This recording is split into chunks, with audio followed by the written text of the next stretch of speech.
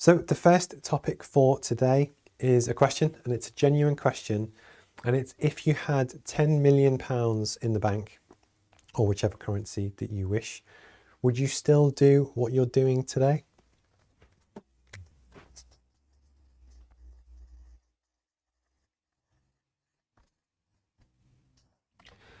So I think this is a really interesting topic, just because we all work for a predominantly, long period of time in our lives. And often when you kind of get to my kind of age, you get to about the 40s, you do worry about what's the impact you're having. It's when people often have midlife crisis.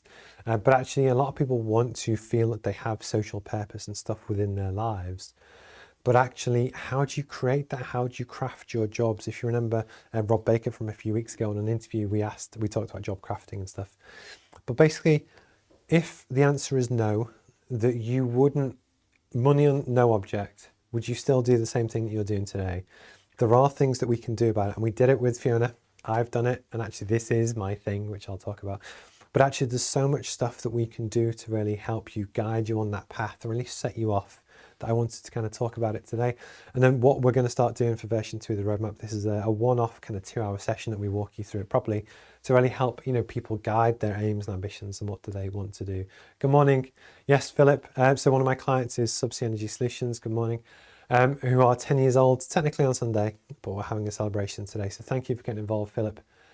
Yes, and always 10 years is not a small win. Obviously what we do on the roadmap is help people grow their kind of businesses, and actually anyone that can get to 10 years in a very competitive, challenging market as offshore energy is definitely worth celebrating. So definitely well done, and we'll grab some cake and stuff on that one anyway.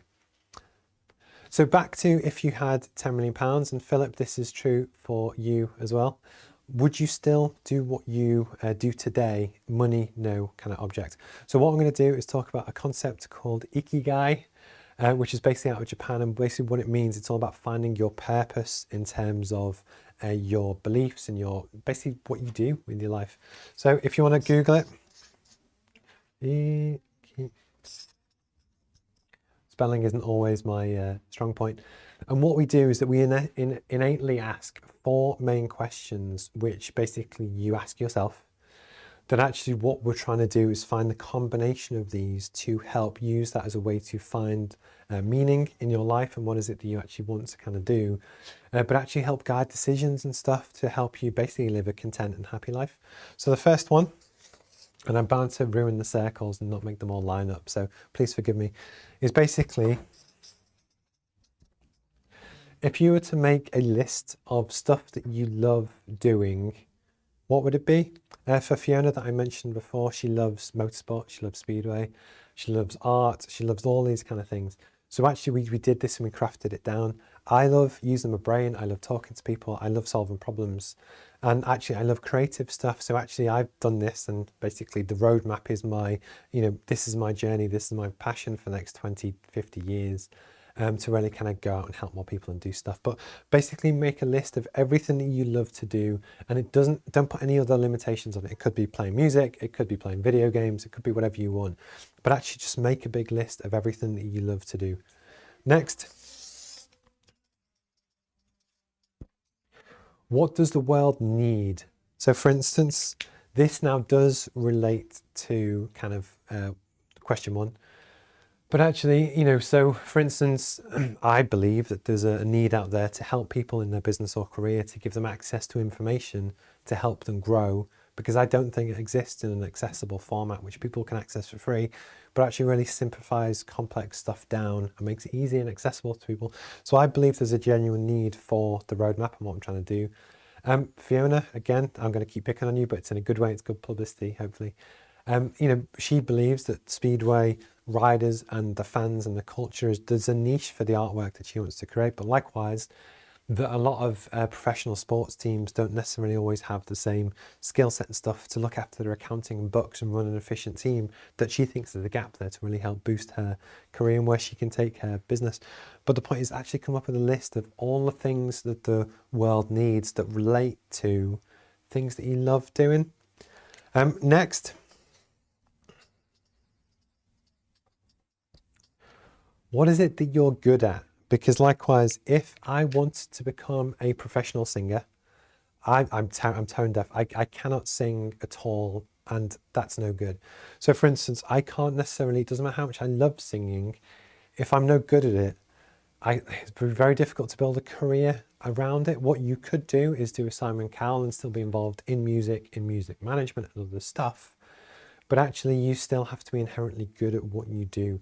And don't forget, this also includes what can you learn to be good at. So coming on courses, you can learn to get better at marketing or better at sales or strategy or entrepreneurship or playing the saxophone or singing or whatever. But the point is, when you're looking to find something to follow your career and path, actually, you kind of need to be good at it. And then last but not least, I'm going to do there.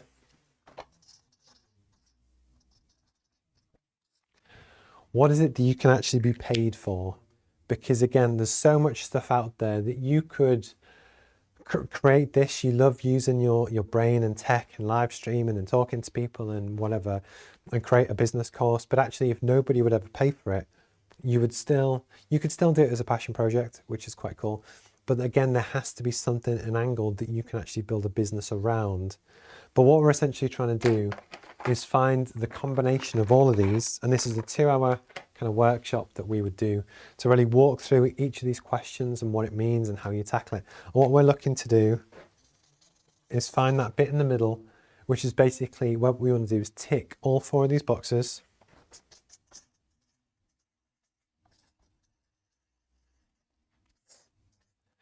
And basically, if we can find something that you genuinely love to do and you really enjoy it and you're passionate about it, the world actually needs it and is willing to pay for it, and you're good at it.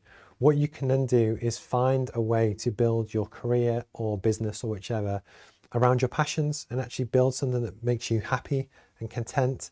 And actually just this is how you can help build a kind of, a long-term passionate business that, you could follow for the next kind of 20, 30 years. This is actually, it's an exercise called Ikigai. We do it on the course. Version 2 of the course, which if you come to the classroom sessions, you can do it now, or when I launch the new one in a few weeks' time, it'll be part of the kind of new textbook. But it's a really good concept, and actually it's then my belief that even if I had £100 million in the bank today, I would still do this. I would do it at a bigger level. I would have a bigger studio with a bigger team, and I'd be able to do it better and faster, but I'd still do this. And it's just a really interesting concept to talk about, and I would love to know, if you had 10 million quid in the bank today, would you still go to work? Would you still do the same thing? Or would you craft your business or lifestyle to spend more time racing cars or with the family or traveling or whichever? Because there are genuinely things that we can do. And then the roadmap is designed to help you go through that process to actually achieve it as well. So what are we on? So we're on 9:21. Good morning, Philip, again. I appreciate the comments.